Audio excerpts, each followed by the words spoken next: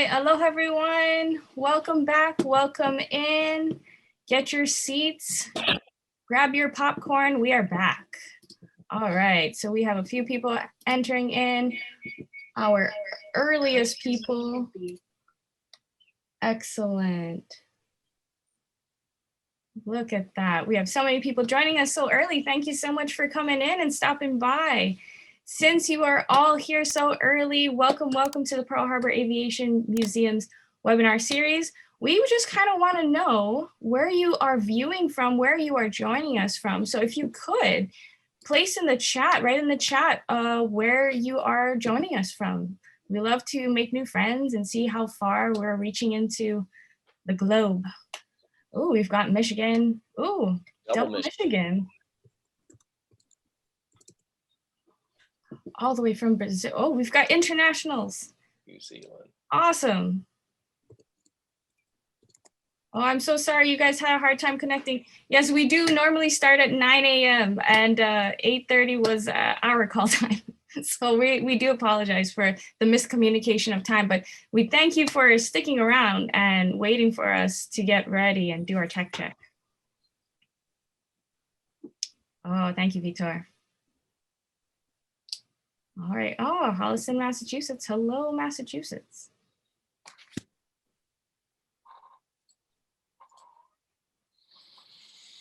Actually, I see that Victoria Langford is back. She asked about what her kids should learn. School age. Kid or children, I forget which. So welcome back, Victoria. Thanks for pursuing education through our museum. A big part of our mission is education. Yes, yes. Thank you for bringing that. I will wonder that your kids are here with us, but if not, that's okay. Thank you for coming. While we're waiting, the summer camp last week for young boys, or the group I talked to, was just awesome, actually. I hope we have another chance to do that.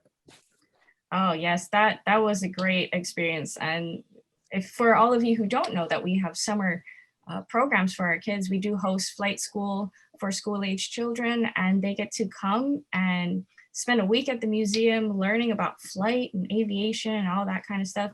And General Leaf joined us. It was a lot of fun. They had good questions, though. The most asked question was, did you ever have to eject from an aircraft? And I think they were disappointed when I said no. I'm not sure why. Yes, young boys do want to be thrown from aircraft for some reason. But all right. I love all of this interaction in the chat. This is great. Okay, so we've got about 5 minutes to showtime. I know that we had some pretty auspicious days to recognize today, General Leaf. Some historical remembrances that we can honor today. Do you want to talk about that time? Of course, as you know, we talked, last spoke on the anniversary of the Battle of Midway. Today is a three-part anniversary, the June 25th, 1876, the Battle of the Bighorn, the invasion of Korea, South Korea by North Korea in 1950, and the Kobar Towers bombing in 1996. And I remember the 5 folks who were, for me, that were lost. It worked for me a year earlier. All 3 of those represent intelligence failures, including Little Bighorn. And this Battle of Midway discussion represents an intelligence success. So I think it's an important offset. We don't always get things right, but when we do in the intelligence world, it can make a pivotal, perhaps world-changing difference. That is crazy. Yeah, so on this anniversary, we're going to talk more about it. And I know we're waiting until folks join us so we can get to Jon's brilliance. And again, we'll have Jon with us to share probably the most in-depth knowledge of the battle that you can find in one person. Jon, I look forward to it again. It's always a pleasure. Likewise. That is absolutely true, Jon. I don't know how you keep everything that you know in your head. It is crazy, and you can just recall it like that. The truth is, you know, honestly, I go back and read the book now after 15 years, and there are plenty of times when I'm like, did I know that back in 2004 or whatever? And I'm like, yeah, okay, yeah, here's the footnote. I guess I did. So it is hard to keep all of that in one's cranium over the course of 15 to 20 years, I gotta say. So, and sometimes when I reread what I've written, nothing as noteworthy as your book, but some fairly long and short and some short pieces. I'm always afraid what I'll discover I didn't get quite right. Right. That's Yeah. true. And there are just a few things. Just We a few always have things. room to learn. That is the whole point, right? Yeah. And we'll learn from our participants today, I think, as we did last time. Learn about the depth of their knowledge and things that I hadn't thought about. John's already thought about it, but it's part of my continuing education program. It is always fun to see the chat and see how much people know and the little tidbits of history, especially when it comes to particular soldiers or personal stories. And we could not have known that. It's not written anywhere. Only the families know. So you guys do have stories. Put them in the chat. We're reading them. Yeah. It's pretty cool. Yeah, I'm interested to see, you said we had somebody from Brazil earlier. I see Argentina is represented as well. And I know Chile will be because my wife, Alejandra, is down there and she watches everything I do video-wise just to provide critique, positive critique. Or positive, exactly. Also, my wife, meanwhile, is off taking a walk because she's heard plenty about Midway. And bye. So, yeah. She'll watch the recorded version, I'm sure. Maybe not. True confession, after 15 years, she has yet to read my book. So, which is cool. I mean, it's a hefty tome, so I get it. He says with much grace. Absolutely. Ashley, we're about to the real start time. Yes, so I guess we should toss it, as they say, over to you for the opening. Yes. Oh, thank you everyone for seeing the behind the scenes, the intro part. But yes, welcome everyone. Welcome back to our webinar series, the Pearl Harbor Aviation Museum's webinar series, where we talk about everything we possibly can. We discover and investigate a range of topics, including aviation, aeronautic innovation, World War II Pacific theater history, such as we are today, and more.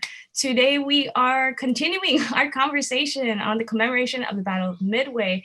We first want to apologize for the abrupt departure we had last time. Thank you all so much for joining us again today and tuning in. We appreciate your patience. We're going to have a lot of fun today. And we are back with our guest speaker and Battle of Midway expert, Jon Parshall, and of course, our talented moderator, General Dan Leaf. Thank you both for joining us yet again, round two. So we have a lot to go through today. So I'm just going to pass it on to you and your capable hands, General Leaf. So take it away, please. Thank you so much. Okay, thanks, Ashley, and welcome back, folks. Again, we had an abrupt end to our June 4th edition of this, and we apologize for that.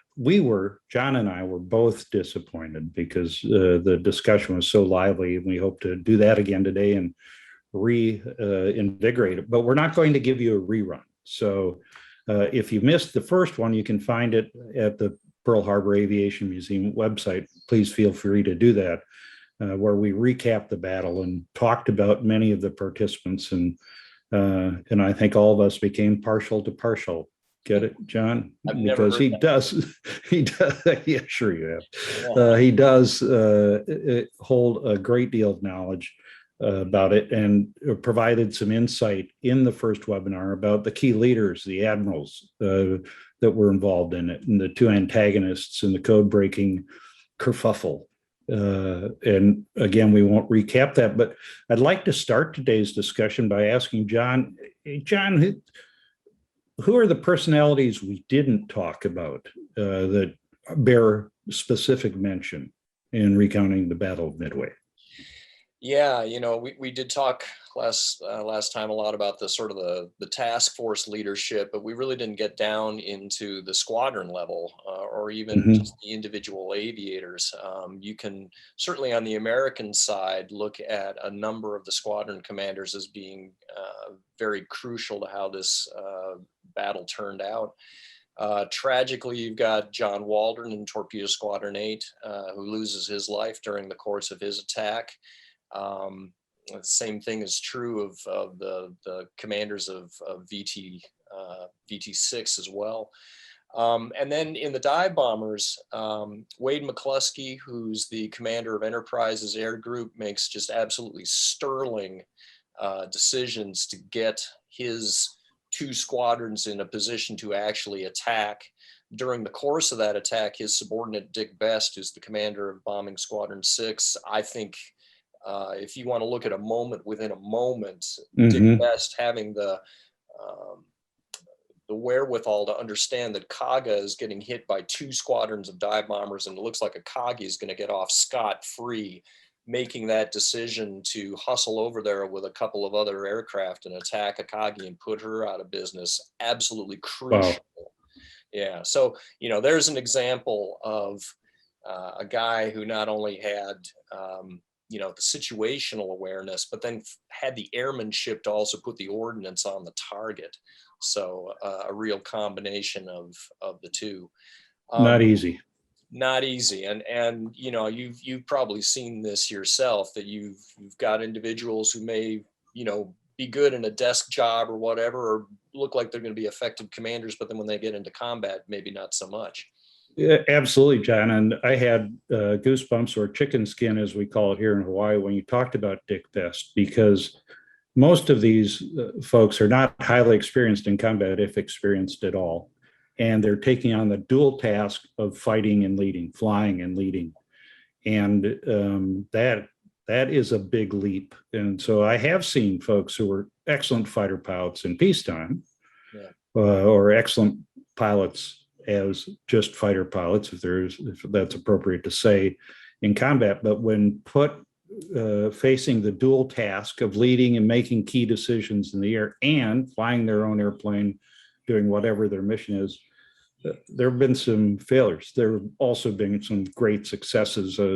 General Dave Goldfein, former Chief of Staff of the Air Force, was one of my squadron commanders during the air war over Serbia. And he was a superb individual fighter pilot and a superb commander in combat, one of the bravest men I know, frankly. So it's a really tough transition, and thinking about these guys making that transition in a globally important battle is just awe-inspiring. Yeah, for a lot of these people too, this was their first time in combat, certainly. And as I said on June 4th, I remember that. Right. Yeah. It's daunting. I mean, it's daunting not just because you're getting shot at, but because you don't want to fail. You don't want to let your mates down. You don't want to let your country down. And here they are in some of the most intense combat imaginable. John, I also, we looked at some pictures of the Yorktown, and another thing I'd like to know if you have specific reflections on is the challenge of conducting carrier operations while under attack. Because I've flown on and off a carrier a couple of times as a guest of the Navy, not as a carrier qualified pilot. And in peacetime, it's a complex ballet. Yeah. So is there any comparison to how the U.S. conducted carrier operations under fire as opposed to how the Imperial Japanese Navy conducted carrier operations under fire? That's an interesting question, actually. And in some ways, actually, carrier operations in World War II were a lot more simple in that we didn't have angled deck aircraft carriers at that point in time, meaning that you could only really be doing one thing at a time on the flight deck. You could be, spotting aircraft, you could be launching those aircraft, or you could be recovering aircraft. And particularly in the latter, that means that the aft portion of your carrier is completely shut down. So unlike today's carriers where you can be doing all of those things simultaneously, and that leads to a much more complex ballet, as you put it, things were a little simpler and a little more rigid too, as far as all carrier operations are concerned. I think one of the things that we today, even now, I don't have a really good sense for the accounts from the Japanese carriers while they are under attack, essentially from 09:20 in the morning up until they're bombed at 10:20, and for a good portion of the morning even before that, they were under high level attack, in some cases dive bomber attack. These are ships that are maneuvering violently Yeah. to evade those attacks, and if you're a crewman below in the hangar decks ostensibly trying to get some of these warplanes rearmed, there's some Wow. yeah, how do you even do that? I mean, the last thing you want is a 1,700-pound torpedo, kind of rolling around in the hangar deck. That's not a good thing. And so that really degraded their ability to rearm some of their strikes. And yet, even to this day, we don't really know how badly it was degraded. So there's still mysteries there. Let me take a couple of angles of attack at that. First of all, the maneuvering of the ships. There's a picture we showed last session of, I think, a Japanese battleship. And to me, it looks like a 9G turn in fighter parlance. I mean, it is just cranking that turn. And I can't imagine. That ain't no cruise ship, brother. Yeah, no, the ship we saw, I think, was either Hiryu or Soryu. Okay. We have photos of both Hiryu and Soryu and Akagi. Kaga was not photographed during that B-17 attack, but the standard drill for a ship like any one of those carriers was they would look up and they're waiting for that B-17 to make its decision to drop. And as soon as the plane would drop bombs, they would kind of guess, okay, it looks like it's going to miss us to port, put the helm over hard. And you're absolutely right that you can't see it from directly above, but I guarantee you that the flight deck is canted significantly as that ship is going through a tight turn to evade those bombs. Oh, yeah. And the folks are experiencing some G's. Be totally different with a few laser guided bombs or joint direct attack munitions with GPS, but they didn't exist. So the other thought that I'd like to pursue with you is, as a true scholar who studied this battle in depth, when you say you don't know exactly what went on on the Japanese side there, that's because you rely very significantly on primary sources in getting the actual firsthand documents and accounts of the battle. Could you talk to the audience a bit about the importance of that primary source information? But first, let me say, folks, you can submit new questions. We're going to talk about ones that we have from last one, but on the webinar, you can submit question Q&A, or we'll submit the A. So, John, primary sources, talk about it, please. Yeah, well, I mean, by definition, history is the study of past events through written documents. And even though we add other sources beyond just written documents, such as in the case of this battle, the photography from that battle, at the end of the day, that's really what we want to be getting into is looking at the written accounts. Unfortunately, for the Japanese side, those written accounts are very few and far between, because what ended up happening after the war, in the interim between the ceasefire being announced and the actual physical occupation of Japan by the Americans immediately after the surrender ceremony, there was a bonfire party going on in Tokyo where the Japanese Army and Navy were, burning lots and lots of documents. And unfortunately, a lot of the ship's logs from Midway were intentionally destroyed, mostly because they, cast a rather unfavorable light on the Imperial Navy. The core of Shattered Sword is actually the air group records, which survived because they were either deemed unimportant and were also used for promotional purposes in some cases. But the Kodo Choshos, as they're called, they actually made it through the bonfire party and were then translated into English. And so that's the basis of that book.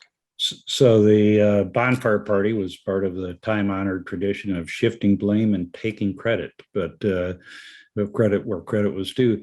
The fact of the matter is that even those primary sources, if they're not bounced off other accounts or other primary source data, are not accurate. And I know that from flying combat and giving a mission report as I saw it after an F-16 combat sortie, and I reported what I thought based on what I saw, what I did and saw. But it wasn't 100% accurate either. Mm-hmm. Yeah. Well, and in the study of this battle, of course, we have a glaring example of that in that, Mitsuo Fuchida's book is right. In essence, a primary source. It was used as such in the study of the battle for years and years and years, and it has some substantial flaws. So that's not to say it's unusable, but it has to be double checked against other sources as well. So.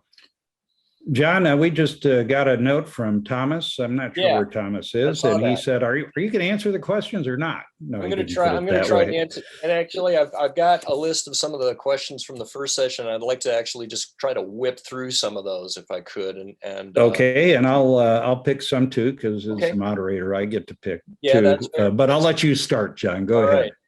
Right. One question from Peter in Minnesota, did the U.S. Navy try to pursue the Japanese forces and destroy them? The answer to that is really yes and no. The bottom line is that after 2 or 3 days of high-speed combat, our destroyers are pretty thirsty at this point, and we did not want to pursue the Japanese ships too far to the west and get into air-based or land-based air cover from places like Wake. So we pursued them to a prudent distance, but no further ships were sunk as a result of that. Another quickie, what led to Tone's number 4 scout plane being launched so late? And this is the plane that ultimately discovers the American carriers, but went up about a half an hour late. There's still a mystery around that. Nobody really knows what happened there. There was some sort of a problem on the catapult. There may have been a misfire. There's some indications that the catapult officer was incompetent, and none of the senior NCOs wanted to embarrass this guy by showing him that you've screwed up here and let's do this and fix the catapult. So we still don't know exactly what happened there, but the end result was that plane went off a half an hour late. John, let me throw out the next question because it intrigued me so much. It's from Paul in New Jersey. Did you really shoot a BB gun at your 1/700 scale battle fleet? Did you really do that? Yeah, I did. Paul is actually a school friend of mine back from Indiana. Yes, I used to take model ships and armor them with aluminum siding pieces on the inside. So they had an armored belt, and then we'd take them out to a lake and shoot them up with BB guns and sink them. And it was a Kagi. It was a 1/350th scale kit of a Kagi that he's probably remembering. So. Wow. All right, you get to choose the next question, but that one had me wondering. Let's see. How long were the Japanese considered a threat to our west coast after Midway? That's a really interesting question. There was a bit of a war scare, or not a war scare, a post Pearl Harbor panic on the west coast. The Japanese were going to be attacking there, and in fact, the Japanese did send some submarines over to do a little shelling and shooting off of the west coast.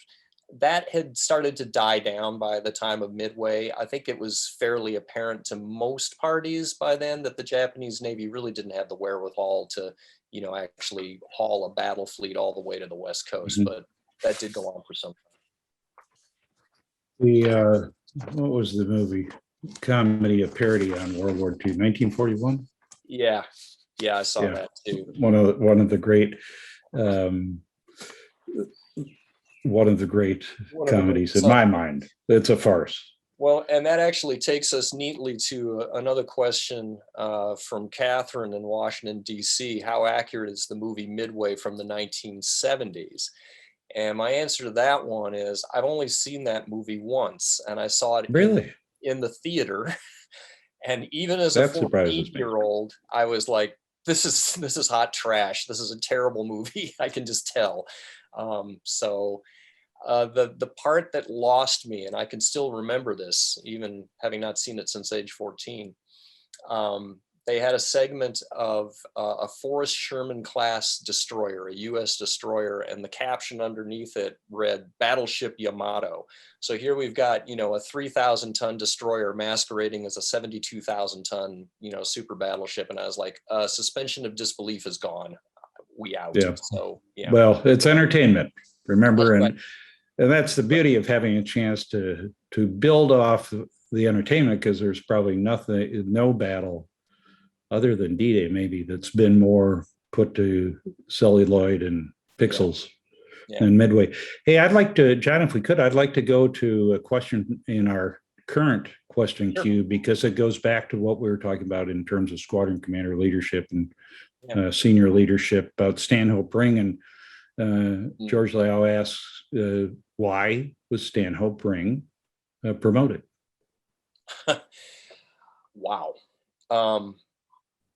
I couldn't tell you the answer to that, to be quite honest. And again, my area of emphasis is really more on the Japanese side than the American. I think that some of that is certainly due to the fact that Midway was a victory, right? He participated in a victory. His air group's performance was miserable in the course of that victory. But just as Mitcher's ticket had already been punched to Admiral, even though his performance during the battle was terrible, I suspect that some of the same backdraft, if you will, we've fought a successful action here, and here's a guy who did that, may have helped get him that promotion. But I honestly don't know the answer. Yeah, and there were indications prior to the battle that Stanhope Ring's leadership was substandard. And the observation I would offer from my military experience in terms of having subordinate commanders is, if you have any doubt, there is no doubt. And I was pretty quick to relieve commanders who weren't filling the bill because they were unlikely to get better. And I really didn't have time to wait to see if they would get better. Now, that doesn't mean you have them walk the plank in a naval sense, but you really can't afford the toxic effect of substandard leadership, because it will really rear its head in combat. Yeah. Well, and again, you look at the performance of Hornet's Air Group during the actual battle. This is something I discussed on another webcast that I just did just a few days ago. That why wasn't Hornet's poor performance brought more to light after the battle? And to be honest, I mean, Nimitz is part of that decision not to make a big deal out of this, because if you start opening up this can of worms, you're going to run into a situation where you have to confront the fact that John Waldron, who made the only effective attack from Hornet's Air Group during that day, was blatantly insubordinate in the air to his air group commander. There was a yelling match in the air. I don't know if profanities were traded, but I mean, Waldron is just like, you're nuts and you don't know what you're doing and you're an idiot and I'm out of here, and took his whole squadron off. Well, does anybody really want to go there, and potentially have to, lambaste an American war hero who paid with his life for making the correct decision, but being insubordinate in the course of doing so? That, no one wanted to go there. To oversimplify in an odd way, I'll say it's complicated. Those kinds of decisions are complicated, but why Stanhope Ring continued to progress is a fair question. Yeah. What else from our list from last time would you like to talk about, John? Let's see here. We had a question from Jorge around how many times was Kitabutai actually attacked, because in the current film, it's shown that the Imperial Navy knows of the inbound attack coming from Yorktown and Enterprise. And was that accurate? And the answer is no, that was completely inaccurate. The Japanese had no idea that the dive bombers were about to do their thing. In terms of total numbers of attacks, it depends on how you want to slice it. They were attacked by 1, 2, 3, 4, 5 different groups of aircraft from Midway alone, and then 1, 2, depending on how you want to slice it again, another 3 or 4 discrete attacks from the American carriers. So they were under attack essentially from 7:10 in the morning until 10:20 in the morning, with about a 40-minute break to recover their aircraft. A lot of attacks. Yeah, and the breaks weren't really breaks, because you're trying to respond, et cetera. Yeah. And wow. We had One of the areas, we talked a bit about it, but one of the areas, John, and we have time for about two more. So if you forgive me, I'll pick one. Carol from Arizona, like many of our other participants in the last webinar, is curious about the role of Torpedo 8. Yeah. And so please talk about it. Yeah. Down through the years, the common myth around Torpedo Squadron 8 and also Torpedo Squadron 6 was that what their contribution was to drag the Zeros down to water top level, thereby paving the way for the dive bombers to come in and do their thing. The problem with that is that VT-8 was completely destroyed by about 0940. In other words, 40 minutes before that dive bomber attack materializes. A Zero can climb from zero altitude to 20,000 feet in, I believe, I just looked this up, 7 minutes and 27 seconds. And so that tells you right there that had those Zeros wanted to get back up to altitude where the dive bombers might be operating, they probably could have done so, and they probably did. It's really the subsequent attack of VT-3, which starts materializing at around 10 o'clock, that kind of drags those Zeros down towards the southeast, and that opens up the axes for those dive bombers to come in from the northeast and the southwest. Really what VT-8 and VT-6 do is they take time off the clock. They prevent Nagumo from being able to start spotting his flight decks and preparing his own counterstrike against the American carriers. And they wrong foot him. And so, you know, as you are well aware, time is the lifeblood of everything we do in combat. And so by subtracting those 20-minute chunks from Nagumo, you're narrowing his options dramatically to the point where he suddenly has no options left at all. Yeah, I would think that it would also, whether they could climb, and as you said, they could have climbed or not, isn't perhaps as important as the fact that the fighters are going to go where they think the problem is. And if the problems that have presented themselves are thus far at low altitude, well, that's where they're going to be looking. John, I'm going to let you do one more question. First, Tom P., and I try not to murder your last name, Tom. I can't pronounce it, not on the fly here, has asked, that time chart was amazing. Is there a way to get a copy? And Tom, please let me know which chart that is, that either in chat or in the Q&A that you're talking about. One I made up, the chronology, but the time chart of the battle I found, I think, on a Navy website. So we'll try to answer your question. Okay, one more, and then we're going to have a wonderful surprise for our participants. Let's see here. Oh, here's a quick one. Maria from Illinois. Are there any veterans still living from this battle? There are no living airmen left from the battle that I am aware of. I was part of a roundtable, still am, and unfortunately those lights have all gone dark at this point. I'm wondering if Clay Fisher may have been the last of them. I'm not sure. There are still some veterans from the battle as a whole. I ran into, when I was out in Hawaii a couple 3 years ago, there was a guy who was a Marine on the island, 96, and still hale and hearty. I checked for his obituary fairly recently. He is still alive as far as I know. Given the fact that we had thousands of participants in this battle, I'm quite sure that there are still living veterans out there, but they are very few and far between. Yeah, and sadly not for long. Time marches on. Tom has told me which chart he's talking about, and Tom will, John does the next bit in our webinar. I'll go look for the source and make sure I can cite it for you.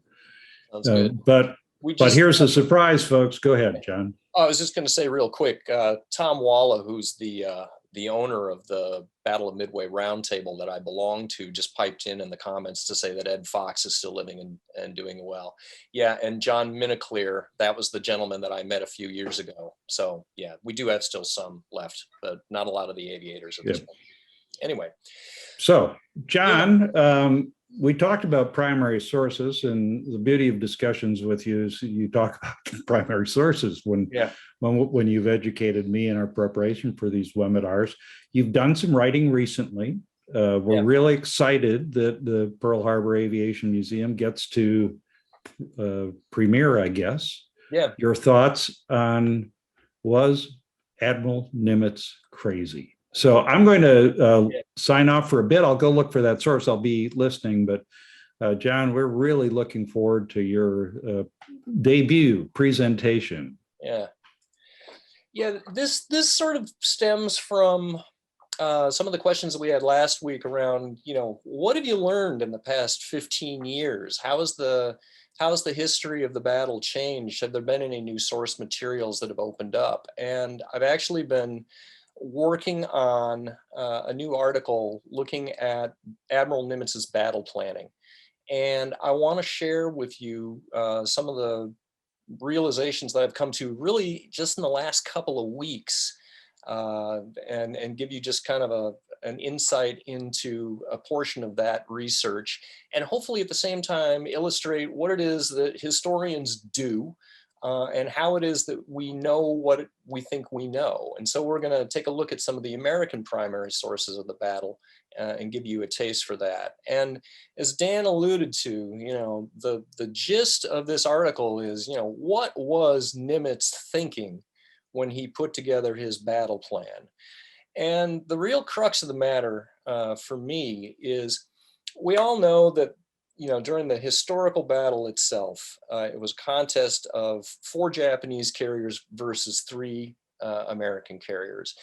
And furthermore, a lot of people understand that there was a possibility that the carrier Zuikaku could have also shown up to the party, and that would have made the odds 5 against 3. A lot of people don't understand, and I didn't fully appreciate this really up until a couple of years ago, that Nimitz was actually prepared to accept battle even if the Yorktown could not have been repaired in time, which would have made the odds 5 against 2. And that really struck me over the past couple of years as being, kind of teetering on the brink of potentially irrational. What are you really prepared to go 2-on-5 against the Japanese? And so I started digging into this a little bit in more detail and look in some of the American sources. So I want to share with you a little bit about what's going on in the intelligence debate during the time period from about 15 May up until the battle. I want to look at Nimitz's battle planning, and then I want to discuss with you a little bit around the misunderstood importance of point luck and its role in the battle. So we've talked on a number of occasions about the infighting that's going on back and forth between Station Hypo in Hawaii and Op 20G in Washington, D.C. about, what does the call sign AF really mean? There was a lot of back and forth on that. But there's another debate going on during this same time, which has to do with the status of this carrier, Zuikaku, which had fought at the Battle of Coral Sea, had not been physically damaged, but her air group had been shot to pieces. And so there was a real question during the lead up to the battle as to whether or not Zuikaku would be coming along to the operation or not. And so to look at this stuff, we're going to actually look at some photocopies of a number of the different primaries. One of the most interesting that has just been digitized in about the last 10 years or so is officially called Captain Steele's Running Estimate and Summary. Steele was one of the intelligence officers at Pearl Harbor, and he kept a running log of all of the message traffic that went back and forth between Nimitz and King and various subordinate commands, and also kind of gave their estimates as to what is cooking out there. In the trade, this is known as the Gray Book, and so we're going to take a look inside the Gray Book. And that means that we get to take a look inside a lot of really fuzzy, bad photocopies. But Here is one of the initial indications. This is on 17 May. This is a message from King to Nimitz saying, my intel people are telling me that for this upcoming operation in Midway, the Japanese are going to be sending Kardivs 1 and 2, possibly plus Zuikaku, in other words, 5 aircraft carriers. Nimitz takes that information, and the very next day, he has a conference with his staff officers to discuss how it is that they're going to react to this potential attack that's coming from the Japanese. And he sends a message back to King that evening saying that his basic plan is to employ Task Force 16, that's Enterprise and Hornet, plus the Yorktown group, if ready, in the critical area. In other words, here is this explicit acknowledgement that if Yorktown is not ready, I'm still going to send my 2 carriers up there, even though there may be 5 coming from the other side. 24 May, Nimitz to King again. He is being told by his intel people that Zuikaku is not going to come, that in fact she's going to be dedicated to the Aleutians operation up north in Hawaii. But in the very same message, he's also telling King, we're still having questions about whether or not even Kaga and Soryu are going to be part of the Midway attack group. So there's a lot of flux here in where the status of these various ships is at. 26 May, Nimitz issues a formal estimate of the situation, basically laying out what he sees happening with this upcoming battle. And he explicitly lays bare this rift between Hypo and Op-20G. So you see in the left-hand column, ComInch, that's King's people, are telling him that they think that there's going to be 5 carriers, Kardivs 1 and 2 plus 1, 5. SyncPack, Nimitz, is saying, my people are telling me that there's going to be 4 carriers. So again, we're highlighting the rift here, but he has to acknowledge, obviously, you know, what his boss is telling him he thinks the number of carriers is going to be. As late as 31 May, there's an internal memo being passed around by King's intelligence people, which say that Zuikaku looked like she was going to be part of the Aleutians task force, but now, however, it is indicated that she's actually going to be part of the Midway attack. So even as late as 31 May, DC still thinks that Zuikaku is going to be a part of the battle. Nimitz, of course, doesn't have time to have this stuff sorted out. He's got a battle plan to put together in the interim, and he's got to do it very, very quickly because, you know, he's got to get those assets up to Midway. And so the 2 variables he has to plan around, of course, is, you know, is Zuikaku going to be there? And the second is, can Yorktown be repaired in time? Yorktown is still at sea, and he's not going to know the answer to that question until she actually gets to Pearl Harbor. And it's not anticipated that she's going to be there until the 28th of May. As part of that estimate of the situation that he issues, there are sort of 3 fundamental pieces that are going to inform his battle plan. One is, we can't afford to slug it out with superior Japanese forces. Point 2 is, we're going to reduce the Japanese forces by using attrition with other assets besides our carriers, if at all possible. And 3, he alludes to this principle of calculated chance. And we're going to be talking about that. You know, students of the battle understand exactly what that means. But very early on, this whole notion of, I'm going to fight in a very cagey, calculated manner is being impressed upon his commanders. Lo and behold, 27 May, Yorktown heaves into sight and gets into Pearl Harbor a day early, and they hustle her into the dry dock very first thing the next morning. That very same night at 6 p.m., Nimitz issues his battle plan for the upcoming operation, Op 2942, and he presents it to his staff officers, including Fletcher and Spruance, that evening at dinner. So it's clear that these orders had to have been typed up and cut before Yorktown even makes port. And so, you know, he's already figured out what he's going to do even before he understands what Yorktown's status is going to be. So if we take a look at the actual battle plan itself, and this is the actual submarine chart from Op 2942, the basic game plan is we're going to flood the area off to the northeast with American submarines, and we're going to beef up the air group on Midway. It's expected that the Japanese force is going to show up about 175 miles off the island and off to the northwest. The American carriers, whichever ones we can get up there, are going to be positioned at a place called Point Luck, which is at 32 north, 173 west. And it's really important to understand this distant placement, because I don't think any previous history of the battle has really commented correctly on Point Luck. A lot of people even now sort of casually throw out, oh, on the morning of 4 June, the American carriers were operating at Point Luck. No, they were not. As we're going to talk about in just a couple slides, Point Luck is actually well off to the northeast of the battle site. It's 360 nautical miles away from where the Japanese are intended to show up.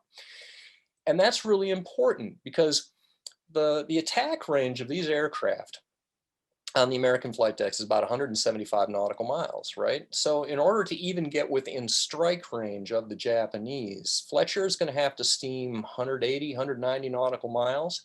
That's 8 or 9, maybe even 10 hours of hard steaming to get into a position where he can even launch. So understand what that means. It means that even if Fletcher were to get word at, say, 10 a.m. On the morning of the battle that, hey, things are going great, the submarines have been doing good work, come on down, the soonest he could be in position to actually launch that day would have been maybe 6 p.m. Civil twilight ends at about 9. So when you build in the launch cycle to get these planes up in the air, off to their targets, they're going to have to be searching for the Japanese in twilight, and they're almost certainly going to have to then do a night landing to recover these planes. There's no way Fletcher's going to do that. So that means that, you know, day one of this battle, those carriers probably can't be in combat. So Point Luck is really, really interesting and very, very significant. What it implicitly creates is a multi-phase, multi-day battle. Where day one is going to be occupied with attritional action from Midway and from the submarines, and maybe positioning our carriers in such a way that they could be active on day 2. But there's no way that they're probably going to be in combat until day 2, which would then be the carrier on carrier battle if that seems warranted. Point Luck is a risk management tool. It gives his task force commanders sufficient time and standoff. They're going to be well outside Japanese scouting range, where they can make a considered go, no-go decision based on how the attritional phase of the battle is actually shaping up. And the implication there is very much, if the battle looks like it's going badly, disengage cleanly and get out of Dodge. Leave the defense of Midway to the Marines. That's what they're there for. So no one has really, I think, figured out before that Point Luck necessitates the creation of this multi-day sort of battle. The very next day, Nimitz issues one of the most famous naval orders in history to his 2 task force commanders, where he tells them that they are to be governed by the principle of calculated risk. In a nutshell, do not expose yourself to battle unless you think that you can do disproportionate damage to the enemy in return. So again, fight smart, don't get in a slugfest, and leave Midway to the defense of the Marines if worse comes to worse. What happens in the subsequent days is Enterprise and Hornet leave Pearl Harbor on 28 May. Yorktown is patched up and sent on her way 2 days later. 31 May, Hypo finally definitively concludes that Zuikaku will not be part of the Midway attack force because some of her aviators are being transferred up to the carriers that are going up to the Aleutians. So she's off the table. And on 2 June, Yorktown shows up at Point Luck, and the battle hasn't started yet. That then leads Nimitz to modify his battle plan. And so on the afternoon of 2 June, you see in the Gray Book here this passage that says it was suggested to Task Force 16 and 17 that a position further to the west might be advantageous. Well, you know, Fletcher is nobody's fool, and he understands that suggestions from 4-star admirals should be listened to. And so that night, he moves his forces 175 nautical miles to the west. And it's in this rough position that the carriers are going to be positioned when the historical battle actually begins on 4 June.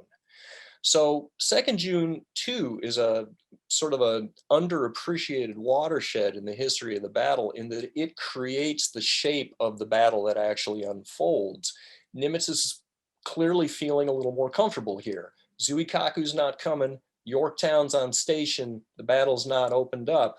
Now what I'm going to do, instead of having this multi-day affair, I'm going to compress this whole thing into a single day. I want to ambush the Japanese with my carriers at the outset, but I'm dialing up the risk in order to be able to do that, because I'm committing those carriers essentially to battle on day 1. So that's just a bit of a sneak preview for this article and some digging that I've been doing in the primaries.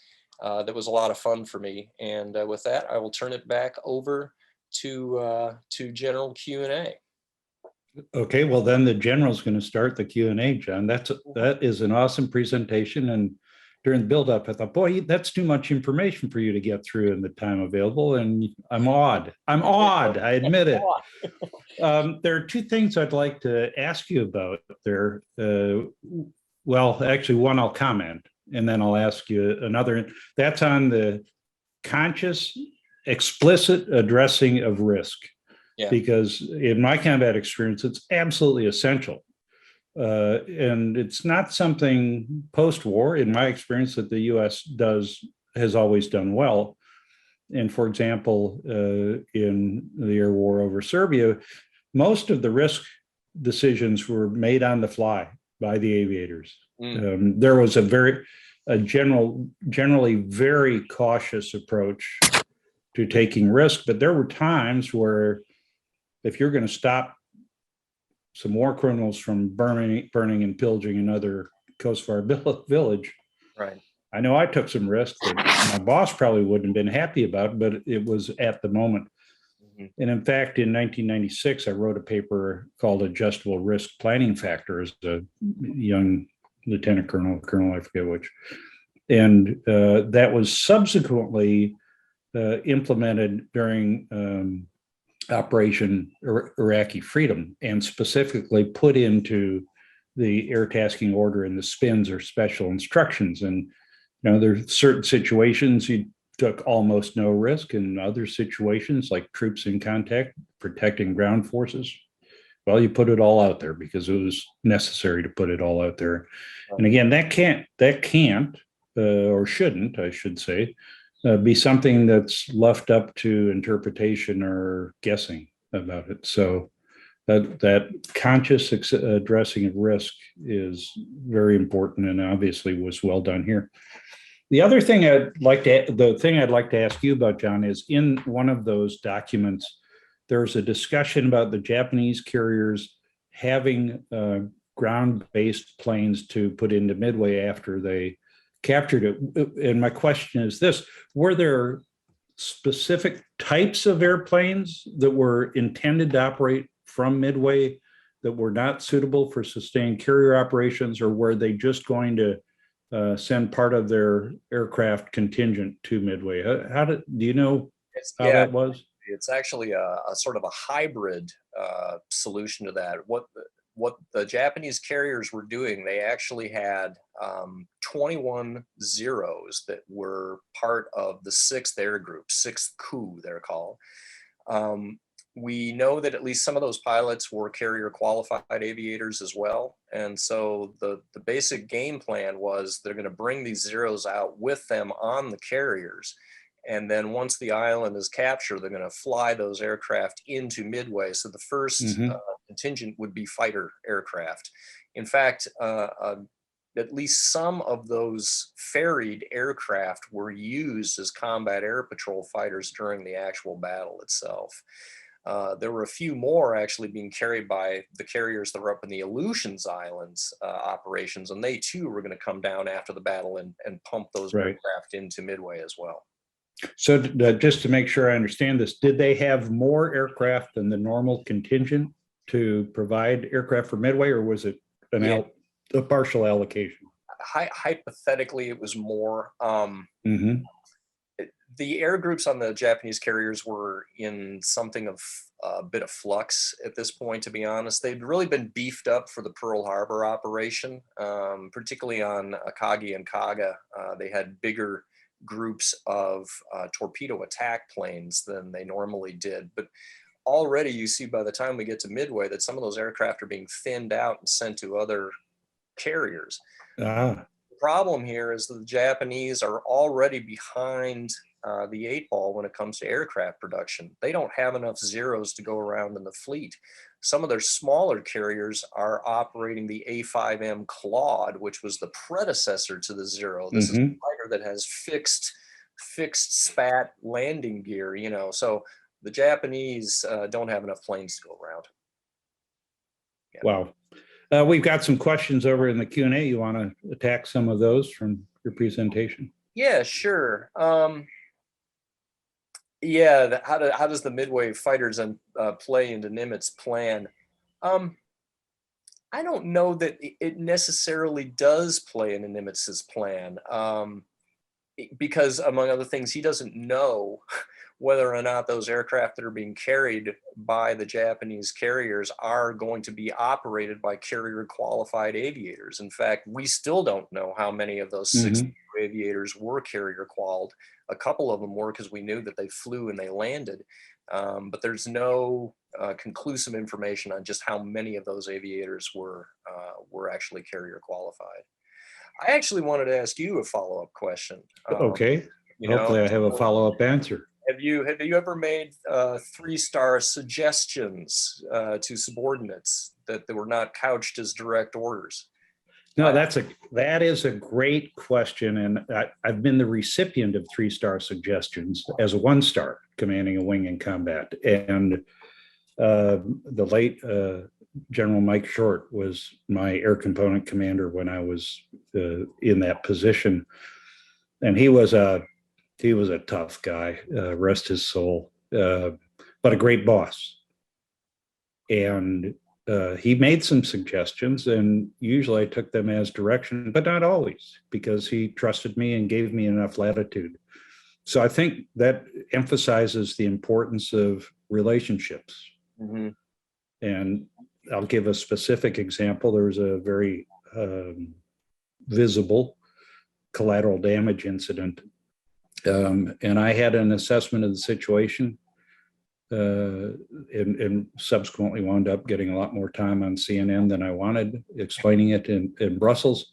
Right. And he disagreed with it. And we had a phone call on that. And I said, boss, here's what I think happened. And I won't go into the details because it's not about that. But he said, well, I disagree with you, but you're the wing commander, so go with it. And that's a remarkable senior leader that does that. So we had we built a relationship over 4 months, and fortunately it was built solidly very quickly before the war started, but it's very dependent on trust. Yeah.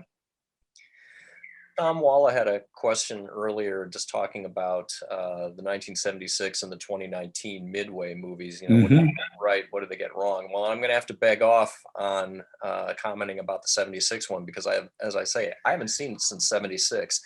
The 2019 movie, Tom and I both actually were consultants for. I was dragged in sort of late to the process. And you know, anytime you're involved with TV or movie productions as an historian, all you're doing is playing damage control. And you know, that's about the best that you can do, frankly. I was pleased from my standpoint to see that they in the recent movie had moved to an interpretation where when the dive bombers came down on those Japanese carriers, there were very few aircraft on the flight decks of those aircraft carriers. And that's an important clarification to the historical that our book brought to the table. Right. So I was glad to be listened to in that respect. There were a number of scenes in the movie, unfortunately, that harkened back to the whole Star Wars effect, you know, flying through the canyon with, you know, the ack whizzing by your windscreen and that kind of stuff. In the course of the, you know, just getting to the target, some of these aircraft in the movie flew over, you know, 4,000 dozen Japanese warships to get there, when in It's a actuality, big fleet. yeah, you know, the whole fleet was 20 ships. So, you know, come on, spread over umpty miles of ocean. So there were some interpretive issues there, but Yeah, I've done some consulting. I don't know if I shared that with you, John, but I'll share it now, with some Hollywood screenwriters. And currently I'm working with Maria Jacques Nathan of Mad Men fame and 3 Emmys. And I had to give them a shout out because they're wonderful people. But you find that they really do want to get it right, but that's not their top priority. Their top priority is entertainment. That's understandable. So they'll get it as right as they can in the time allowed, and then they'll make something entertaining. yeah, no, I think that's exactly right. One of the biggest howlers for me, frankly, was just how they portrayed Richard Best. You know, almost the very first scene in the movie, he comes in, he's about to do a carrier landing, and he just decides on the fly, you know, I'm going to do this landing dead stick. And first of all, there's just there's just no way that anyone is going to do that. And they sort of bring him across as this kind of gum chewing Jersey cowboy rebel guy. And actually, anybody who knew Dick Best would tell you that he was, you know, extremely buttoned down, by the book, a consummate professional, extremely cool. So not at all the correct historical portrayal of the individual, but very entertaining. Yeah, and that's what the director has So to there you establish here, that this is a dangerous trade. So anyway. Well, we've got about 7 minutes left, so let's see how much more we can cover. Sure. We had a question from Jeff in Michigan last time, asking if the Yorktown had included Scouting 5 in their morning strike on 4 June, do you think it is likely that all 4 Japanese carriers would have been crippled or sunk in one fell swoop? I think the odds are pretty good of that. On the other hand, Fletcher is fighting this battle on the principle of calculated risk. And he knows that he has got to cover his northern flank with scouting searches in the morning to make sure that that area is clear. Because again, the Americans are under the impression that the Japanese are running 2 carrier task forces here, right? And so just because we've detected one doesn't mean we found the other one. And the last thing that Fletcher wants to do is to have to go home to explain to Nimitz why it is that he lost one or more of his carriers by being ambushed himself, rather than doing the prudent thing and covering his flank with his own scouting aircraft before he launches his own attack on those carriers. Let's see here. I've got one for you from today, if I could, that complements your insights, and I concur with that. What are your key takeaways from your study of the Battle of Midway for today's military? And we're asking you to stretch a little bit. Yeah. So are we explicitly going into... You pick where we're going, because it's your answer. And maybe you don't want to do that. No, actually, I'm happy to take that one on, just because I think that if we look at today's naval situation that is painted over a backdrop of, I hate to say it, but a looming great power war in the Western Pacific. One of the lessons I think that comes out of the early war encounters between these carriers is that you really don't know what you don't know when you first get into these things, and that therefore the risk in a lot of these early encounters is amplified. And as a prudent commander, you should think to yourself that at least one of the weapon systems that you think is going to behave well probably is going to turn out to be hot trash actually when you get into a shooting situation. And it would be good to have contingency plans in your back pocket again, and that really speaks to risk mitigation. I think, right, you know, everything is not going to go swimmingly. One of these weapon systems is going to be bogus, and on the flip, it may turn out that one of the enemy's weapon systems that you underrate may turn out to be better than you had hoped for. So particularly in the early stages of conflict, be aware and flexible and very, very focused on risk mitigation, I guess I would say. So right on, of course, but my observation, not that he asked for that, but my observation would be that you will never have perfect information. We talked about this a little on June 4th, but you'll never have perfect information. So get everything you can, assess its validity, and once you make the decision to attack, and let go of your fears that you don't know everything, because you have to. You have to. And that's interesting too, because that's actually, you've unconsciously or consciously mimicked a life principle that Admiral Nimitz himself lived by. Do everything that you can, but understand once you get to the actual point of combat, it's out of your control. There's nothing you can do about this. And his ability to manage his own stress level during those times of little or no information. I mean, he was not getting any sort of real-time reports on how the battle was going. He didn't know how the battle turned out for days afterwards, which, seems impossible now. But in his position, there had to be a lot of sitting and waiting to see how things were actually going to turn out. As for the leaders who were in the battle, in the midst of the battle, here's a question that comes to my mind. How tired were they? Because I've watched the deleterious effects of fatigue in combat, in my experience in ground combat. And decision-making degrades very significantly once you get past 24, 36 hours without any rest. Yeah. Did that have any effect on either side? I think so. Even before the battle, one of the things that Fletcher commented on when he got off of Yorktown, debarked from Yorktown and was hustled over to Nimitz's office, he found Nimitz to be, I can't remember the exact phrase, but exceptionally agitated. And this was extremely unlike the man. And Nimitz himself admitted afterwards that he was not getting enough sleep in the lead up to the battle. There was just too much to do. And he was living in a real pressure cooker. The same is true of a lot of the aviators as they're going up to the battle site. It was fortunate for them that they had a bit of a break during the actual transit because they weren't flying any patrols. But during the day of battle itself, these people were absolutely exhausted.